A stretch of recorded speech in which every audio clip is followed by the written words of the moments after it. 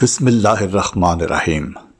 مکتوب سویڈن از آغا یحییٰ خان، مبلغ incharge Sweden. Scandinavian ممالک میں سویڈن جغرافیائی لحاظ سے مرکزی مقام اور اہمیت کا حامل ہے، جو نورڈک ممالک میں رقبہ کے اعتبار سے سب سے بڑا اور یورپ کا 5واں بڑا ملک شمار ہوتا ہے. سویڈن کی آبادی 10.42 ملین ہے.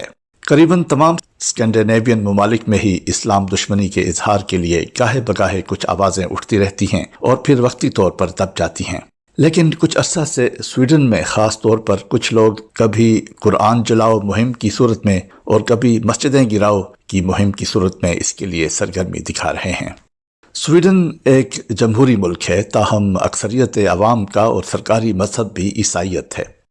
اس ملک میں 8 بڑی سیاسی پارٹیاں پارلیمنٹ میں اہم کردار ادا کرتی ہیں، اور ان کے علاوہ بھی کچھ غیر معروف سیاسی پارٹیاں ہیں جو کچھ نمائندگی تو رکھتی ہیں تاہم کوئی خاص کردار ادا نہیں کر پاتی.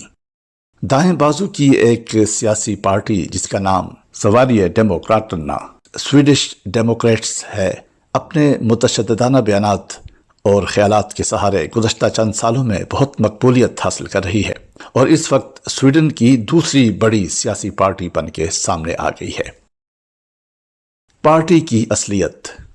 اس پارٹی کی بنیاد سن 1988 میں رکھی گئی تھی اور اس نے امیگریشن اور قومیت پرستی جیسے نعروں کی بدولت لوگوں کی توجہ حاصل کی ہے. بنیادی اور ابتدائی طور پر دائیں بازو اور قومیت پرستی کے نظریات پر بنیاد رکھنے کے باوجود اس پارٹی نے گزشتہ برسوں میں خود کو انتہا پسند تنظیموں سے الگ ظاہر کرنے کی کوشش کی ہے، جبکہ بنیادی طور پر ان کا نعرہ انتہا پسندی ہی کا ہے. یہ پارٹی امیگریشن پالیسیوں میں شدید سختی کی وکالت کرنے کے لیے معروف ہے اور وقتاً فوقتاً سویڈش معاشرے پر کثیر الثقافتی چھاپ کے بارے میں خدشات کا اظہار کرتے رہتے ہیں. ان پر غیر ملکیوں سے نفرت اور نسل پرستی کو فروغ دینے کا الزام بھی ہے. شدت پسندانہ رویے اور نظریات رکھنے کے باوجود سویڈش ڈیموکریٹس سن 2010 میں سویڈش پارلیمنٹ میں داخل ہونے میں کامیاب ہو گئے، جس سے ملک کے سیاسی منظرنامے میں ایک اہم تبدیلی آئی. اس پارٹی نے ایک چھوٹی سی پارٹی کے طور پر شروعات کی تھی، لیکن سویڈن میں داخل ہونے والے تارکین وطن یا مہاجرین کی کثرت سے آمد کے بعد آہستہ آہستہ اس پارٹی کی مقبولیت میں اضافہ ہوتا گیا. اغراض و مقاصد.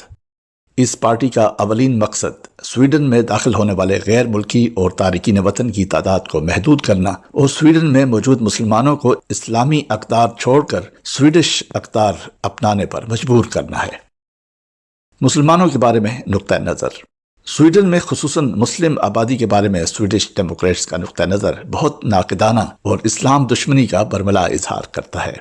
اس پارٹی نے خصوصیت سے اسلام ازم اور اسلامسٹ کے الفاظ کا کثرت سے استعمال کرتے ہوئے کچھ ایسے واقعات کو ہوا دے کر سویڈش عوام میں نفرت کی آگ پھیلانے کی کوشش کو انتہا تک پہنچایا ہے، اور ان کے بعض ارکان نے اسلام کے حوالے سے متنازعہ اور جارحانہ بیانات بھی دیے ہیں اور عمومی سویڈش عوام کے جذبات کو اسلام کے خلاف ابھارنے کی کوشش میں صبح و شام مصروف رہتے ہیں. مختلف اسلام دشمن بیانات. اس پارٹی کے تمام کارکن ہی اپنے دائرے میں اسلام دشمنی کو فروغ دینے کے لیے منافرانہ بیانات جاری کرتے ہی رہتے ہیں، تاہم پارٹی کے لیڈر جیمی آکسن نے حال ہی میں اپنی تقاریر میں برملا اسلام اور مسلمانوں کے خلاف زہر اگلتے ہوئے کہا ہے کہ ہماری سویڈش شناخت خطرے میں ہے کیونکہ ہم نے دوسرے ممالک سے بہت زیادہ لوگوں تارکین وطن کو اپنے ساتھ لے لیا ہے. پھر ایک اور جگہ اس قدر غیر محتاط الفاظ استعمال کرتے ہوئے کہتا ہے کہ دوسری جنگ عظیم کے بعد اسلام سویڈن کے لیے سب سے بڑا خطرہ ہے. جیمی آکسن کی ایک اور نفرت انگیز تقریر. پارٹی کے رہنما جیمی آکسن نے نومبر سن 2023 میں ایک تقریر کی جس میں انہوں نے مساجد کی تمام نئی تعمیرات کو روکنے اور اسلامائزیشن میں اہم کردار ادا کرنے والی موجودہ مساجد کو ختم کرنے اور گرا دینے کے بارے میں بات کی. ان کی تقریر حماس اور اسرائیل کے درمیان تنازع کے بارے میں جاری بحث سے متاثر تھی. پارٹی لیڈر نے سویڈن میں بڑھتے ہوئے اسلامسٹ خیالات کی طرف اشارہ کیا. جیمی آکسن پارٹی لیڈر کہتا ہے، یہ میری پختہ اور دیانتدارانہ رائے ہے کہ سویڈن میں اسلام پسندوں کے لیے کوئی جگہ نہیں ہے. انہوں نے سویڈن کی سب سے بڑی سیاسی پارٹی سوشل ڈیموکریٹس پر بھی اسلام دوست ہونے کا الزام لگاتے ہوئے کہا، بدقسمتی سے سویڈن کی سب سے بڑی پارٹی سوشل ڈیموکریٹس کی طرف سے یہ کہ وہ مسلمانوں کے ساتھ نہیں ہے موقف واضح نہیں ہے۔ سوشل ڈیموکریٹس بھی سویڈن میں اسلامسٹ تحریک کا ایک فعال حصہ ہیں۔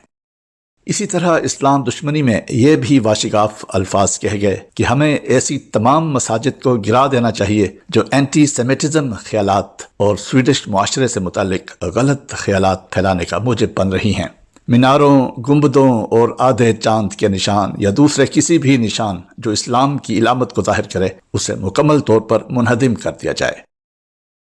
فراگا این مسلم مہم سواریہ ڈیموکراٹنا کی اشتعال انگیز اور تفرقہ انگیز بیان بازی کے سویڈش معاشرے پر ہونے والے بد اثرات کے خطرہ کے پیش نظر جماعت احمدیہ سویڈن نے اپنی روایات کو برقرار رکھتے ہوئے اسلام کے دفاع کے لیے سب سے پہلے قدم اٹھایا۔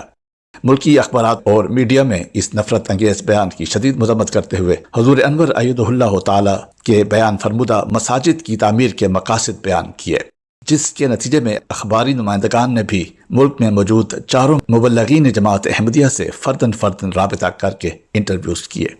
2 مبلغین کے تفصیلی انٹرویو شائع بھی ہوئے اور ایک مبلغ کا ڈیبیٹ آرٹیکل بھی اخبار میں شائع ہوا۔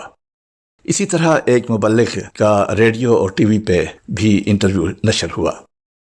اس خبر کے نشر ہونے سے قبل ہی چاروں مبلغین نے سویڈن کے ایک مخصوص علاقے کے 6 بڑے شہروں میں 6 دن کے لیے تبلیغی دورے کا پروگرام بنایا تھا، لیکن جمی اوکسن کے اس بیان کے فوراً بعد پولیس کی اجازت سے ان تمام 6 شہروں میں پہلے سے شروع کی گئی مہم فراگا این مسلم ایک مسلمان سے پوچھیں کے ساتھ ایک زبردست جوابی کارروائی کی۔ اس تبلیغی دورے کے اولین مقاصد میں اسلام کے بارے میں بڑھتی ہوئی غلط فہمیوں کو دور کرنا اور افہام و تفہیم کی فضا کو فروغ دینے کے لیے کمیونٹیز کے ساتھ ایک دوستانہ پل تعمیر کرنا تھا اور اس خلیج کو پاٹنا تھا جو سواریہ ڈیموکراٹنا جیسی پارٹیوں کے ان تفرقہ انگیز بیانات کے ذریعے پیدا ہو رہی تھی۔ میڈیا کوریج اس تبلیغی دورے کے ذریعہ حاصل ہونے والی میڈیا کوریج میں آن لائن آرٹیکلز 12، اخبارات میں شائع 11، T V 2، radio 2، Twitter, Facebook اور دیگر سوشل میڈیا اس کے علاوہ ہے۔ اس کے ساتھ ساتھ ہر شہر کے حکومتی اور مذہبی نمائندگان سے الگ الگ ملاقاتیں کی، جن میں شہر کے میئر اور ان کی کابینہ اور شہر کے بڑے پادری شامل تھے۔ اسی طرح ہر ریجن کے پولیس چیف سے ملاقات کی۔ ان تمام با اثر شخصیات نے جماعت احمدیہ مسلمہ کے اس اقدام کو بہت سراہا اور ہمیشہ کی طرح دفاع اسلام میں صف اول پہ جماعت احمدیہ کو کھڑے دیکھنے کا برملا اظہار کیا۔ الحمدللہ۔ آغا یحییٰ خان صاحب کی یہ تحریر روزنامہ الفضل انٹرنیشنل بدھ 24 جنوری سن 2024 کے صفحہ 5 کی زینت ہے۔